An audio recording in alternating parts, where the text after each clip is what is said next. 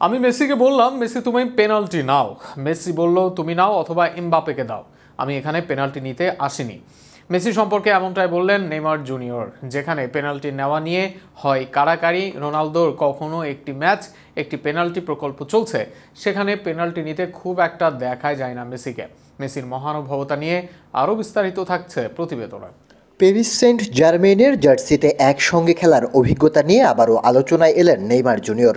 সম্প্রতি এক সাক্ষাৎকারে ব্রাজিলিয়ান তারকা জানিয়েছেন, লিওনেল মেসির সরল স্বভাব এবং বিনয় তাকে সবসময় মুগ্ধ করেছে।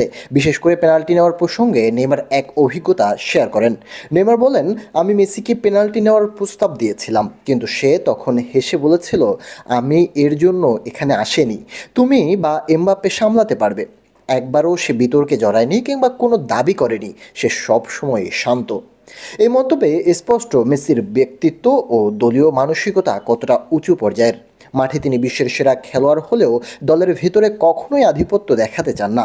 নেইমার উল্লেখ করেন, মেসির শান্ত স্বভাব পুরো ড্রেসিং রুমকে স্বস্তি দেয় এবং সহ খেলোয়াড়দের উপর ইতিবাচক প্রভাব ফেলে।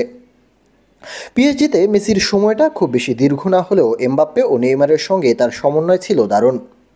বিশেষ করে কে পেনাল্টি নেবেন বা কে দলের মূল ভরসা হবেন, এ নিয়ে অন্তত মেসির সাথে কোনো কথা কাটাকাটি হয়নি, যদিও এ নিয়ে মিডিয়ায় একাধিকবার খবর উঠেছিল।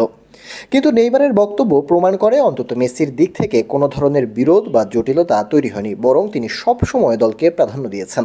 ফুটবল বিশেষজ্ঞদের মতে মেসির এই বিনয় ও সৌজন্যই তাকে অন্যদের থেকে আলাদা করে তোলে। নেইমারের এমন মন্তব্য ভক্তদের মনে আবারও তুলে ধরল মেসির মানবিক দিকের গল্প, যেখানে খেলোয়াড়ি দক্ষতার চেয়েও বড় হয়ে ওঠে তার আচরণ ও ব্যক্তিত্ব। এই ঘটনার মাধ্যমে আরও একবার পরিষ্কার হলো, মাঠে গোল কিংবা অ্যাসিস্ট করার বাইরে লিওনেল মেসি তার সহ খেলোয়াড়দের অনুপ্রাণিত করতে পারেন শুধুমাত্র শান্ত স্বভাব ও নিঃস্বার্থ আচরণের মাধ্যমে।